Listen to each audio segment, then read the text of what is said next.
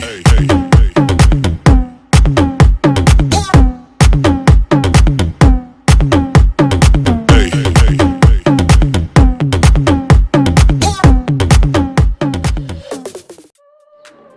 lymphatic system is a widely distributed system with multiple functions. Its role in circulation is to return excessive fluid and proteins from tissues to the bloodstream. The fluid carried in the lymph system is called the lymph. Lymph drains from the lower part of the body and the upper left side into the thoracic duct, which travels upward through the chest and empties into the subclavian vein near the heart.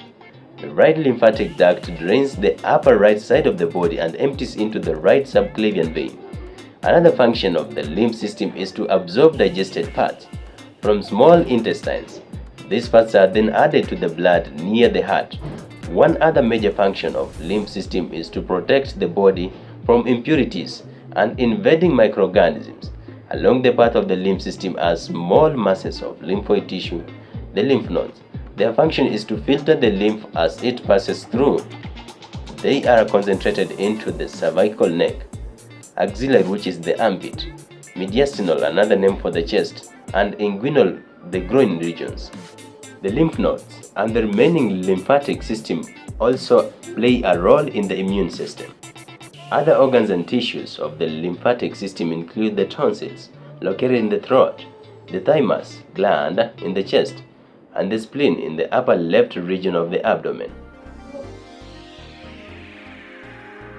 The lymphoid organs.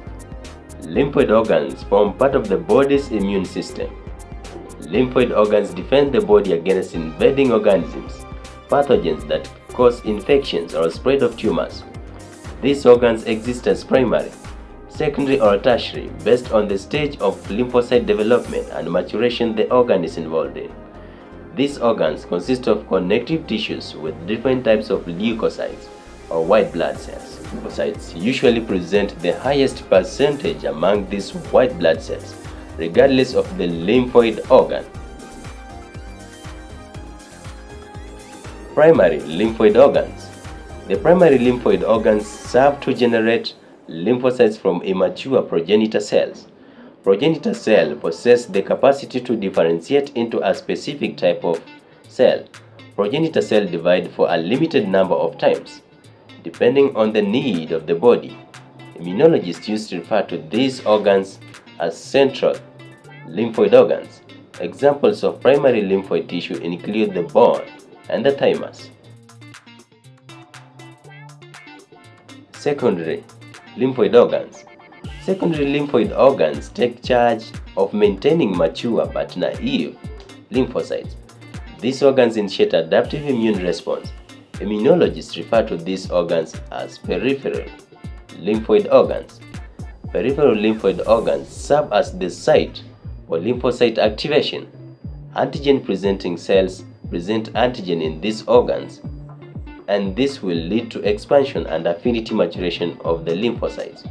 Mature lymphocytes circulate in the blood and the peripheral lymphoid organs until they encounter the specific antigen. Examples of secondary peripheral lymphoid organs include adenoids, the tonsils, lymph nodes, pairs per chest, the spleen, and even the skin, among others. All of these form the mucosa associated with lymphoid tissue. Tertiary lymphoid organs. The tertiary lymphoid organs or tissues usually contains a less number of lymphocytes.